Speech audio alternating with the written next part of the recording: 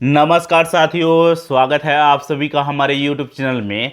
साथियों, आज की इस वीडियो में हम लोग बात करने वाले हैं पीठ पीछे आपके खिलाफ साजिश रचने वालों को पहचानने के 5 तरीकों के बारे में। ध्यान में रखिएगा फ्रेंड्स, आज का जो यह वीडियो तैयार किया गया है, इस वीडियो को तैयार करने में ध्यान में रखा गया है चाणक्य नीति को, व्यवहारिक ज्ञान को और डार्क साइकोलॉजी को। मैं बाकायदा रिसर्च पेपर भी लेकर के आया हूं। इस रिसर्च पेपर में उन 5 तरीकों को काफ़ी अच्छे तरीके से एक्सप्लेन किया गया है। तो चलिए बिना देर किए हुए आते हैं इस रिसर्च पेपर पर और एक एक तरीके को देखते हैं, जानते हैं और समझने का प्रयास करते हैं। दोस्तों ध्यान में रखिएगा, मैंने इस रिसर्च पेपर का टाइटल लिखा हुआ है पीठ पीछे साजिश रचने वालों को पहचानने के 5 तरीके। इसको व्यवहारिक ज्ञान, डार्क साइकोलॉजी और चाणक्य नीति को ध्यान में रख करके आज का यह रिसर्च पेपर तैयार किया गया है। पहला जो तरीका है काफ़ी इंपॉर्टेंट है। पहला तरीका है आपकी हर जानकारी जानने की कोशिश करना।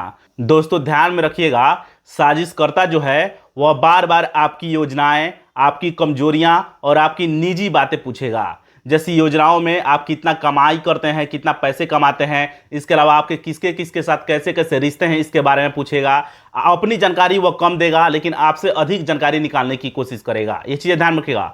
व्यवहारिक ज्ञान बताता है कि जानकारी ही प्रभाव का साधन बन सकती है, इसीलिए निजी बातें हर किसी से साझा न करें। तो ये चीज़ें ध्यान रखिएगा। अब आइए दूसरे तरीके के बारे में बात कर लेते हैं। दूसरा तरीका है कि वह दूसरों के सामने आपको छोटा दिखाने का प्रयास करेगा। साजिशकर्ता जो है वह मजाक में, ताने में या तुलना के माध्यम से आपकी प्रतिष्ठा कम करने की कोशिश करेगा। आपकी छोटी गलती को बढ़ा चढ़ा करके प्रस्तुत करेगा और बताएगा। ये चीज़ ध्यान रखिएगा। डार्क साइकोलॉजी कहता है कि कुछ लोग किसी की सामाजिक छवि कमजोर करने और अपना प्रभाव बढ़ाने की कोशिश करते हैं। तो ये चीज़ें ध्यान रखिएगा। अब आइए तीसरे तरीके के बारे में जान लेते हैं। तीसरा तरीका है लोगों को धीरे धीरे आपके खिलाफ खड़ा करना, यानी आपके ही खिलाफ लोगों को खड़ा कर देगा।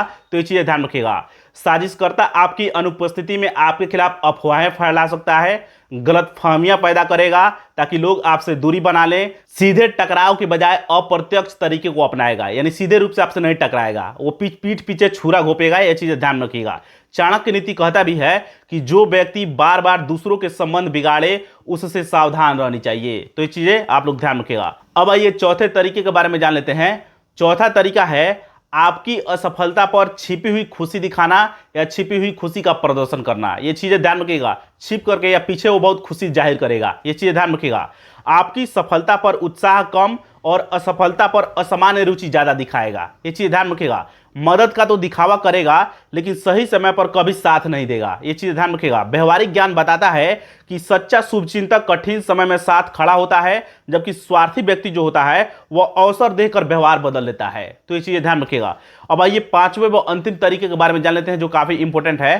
पांचवा व अंतिम तरीका है सामने मीठे बोलेगा और पीछे अलग व्यवहार दिखाएगा। यानी सामने मीठा रहेगा, मीठा मीठा बात करेगा और पीछे अलग व्यवहार प्रदर्शित करेगा।